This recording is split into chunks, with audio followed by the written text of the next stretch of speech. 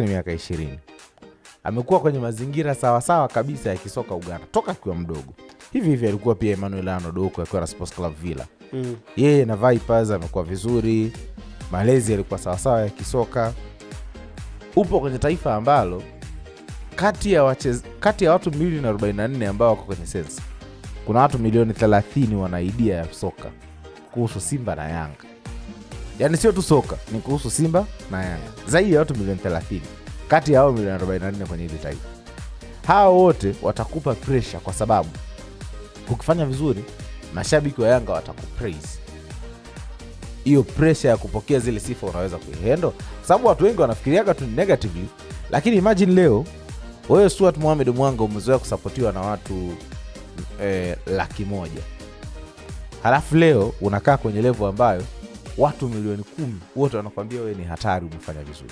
Utaweza kuhandle hiyo pressure? Na pale tunasemaga watu wanavimba kichwa, siku mzaji anayoa sifa, anaanza kufanya nini na nini, kuna matendo ya nje ya uwanja sio sawa, kiwango kinapotea. Hiyo ni positive. Negative ni kwamba usipofanya vizuri, kuna mashabiki wa pande hizi.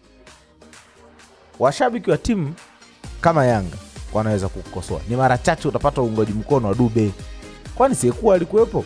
Alipata uungwaji mkono kama wa Dube? Hakupata, si ndio? Kwa kuna wakati wewe umekuja kama mzaji ambaye wanakutegemea, wanakuona kama talent, wanakupraise. Alafu ghafla michezo miwili mitatu hii kuna kitu kina miss. Alafu kuna agenda ndogo zimeanza kuanzishwa na baadhi ya waandishi na wachambuzi. Afanyi sawa, alisajiliwa tu kwa sababu alikuwa anatakiwa asajiliwe na Simba, kwa wakafanya usajili kama kumkomoa. Kwa mashabiki wa Yanga na wanaanza kupasive, wanaanza kubeba, kwa sababu sio wote tuna uwezo wa kuchambua vitu na kuviweka sawa. Kwa wanaanza kubeba sasa, huyu kumbe alikuja tu hivi, huyu hakutufaa kuja Yanga. Sio, umenielewa? Juzi nilikuwa naona hiyo agenda inaendeshwa, kama wanajua Yanga wanafanyaga tu kuikopi Simba bila kujali mahitaji ya timu pinzani, timu yao na nini. Alan Okello alikuwa anastahili kusajiliwa Yanga. Mashabiki wa Yanga na wameanza sasa hivi. Kuna swali limeulizwa hapa na shabiki wa Yanga, huyu Okello ndo huyu au tumebadilishiwa? Si ndio? Mtandao wako wa kijamii unaanza kuflood.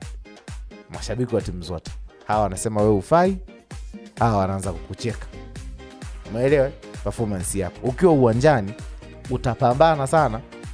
Utajipa pressure kubwa ya kutaka kuprove kwamba wewe ni mtu sahihi na una uwezo tofauti na ule ambao unauonyesha. 88.5 Shamba FM.